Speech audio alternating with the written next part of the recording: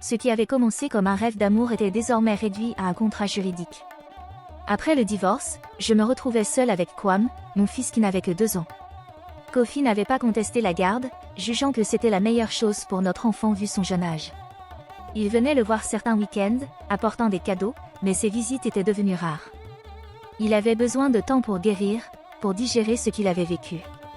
Il m'avait dit que notre fils méritait mieux que cette tension permanente, mais voir son absence peser sur lui me déchirait. Les week-ends où Kofi restait avec Kwam étaient toujours chargés d'émotions contradictoires. Il venait chercher son fils, souvent silencieux, presque absent, comme s'il était encore en train de tout digérer. Kwam, innocent et plein de vie, s'épanouissait, mais moi, je ne pouvais m'empêcher de me sentir vide. Je n'avais plus la famille que j'avais autrefois.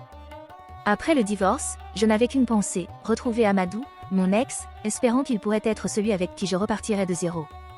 J'étais perdue dans un tourbillon de regrets et de désir de reconstruire ce qui avait été perdu. Je savais que la situation était compliquée, mais j'étais prête à tout.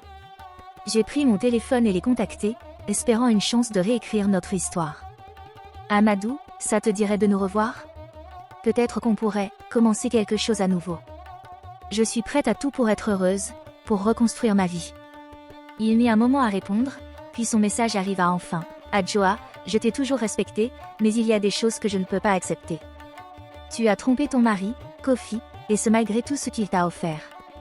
Tu as fait ce choix. Comment pourrais-je prendre ce risque?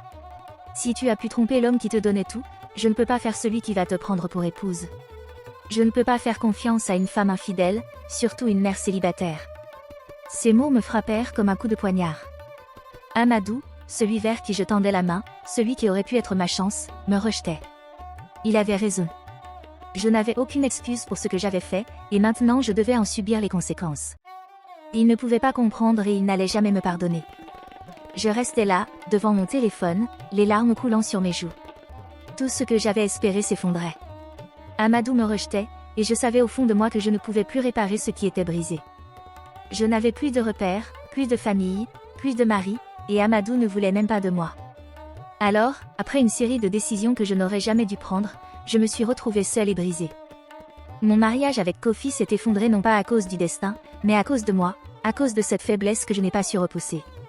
Cet acte que j'ai commis a tout détruit, notre amour, notre famille, mes rêves. Et quand j'ai essayé de revenir vers Amadou, pensant peut-être retrouver un peu de ce que j'avais perdu, j'ai compris que certaines portes, une fois fermées, ne se rouvrent plus. Aujourd'hui, je réalise à quel point un choix irréfléchi, même pris dans l'élan d'un moment de solitude ou de doute, peut laisser des cicatrices profondes, des cicatrices qui ne disparaîtront jamais.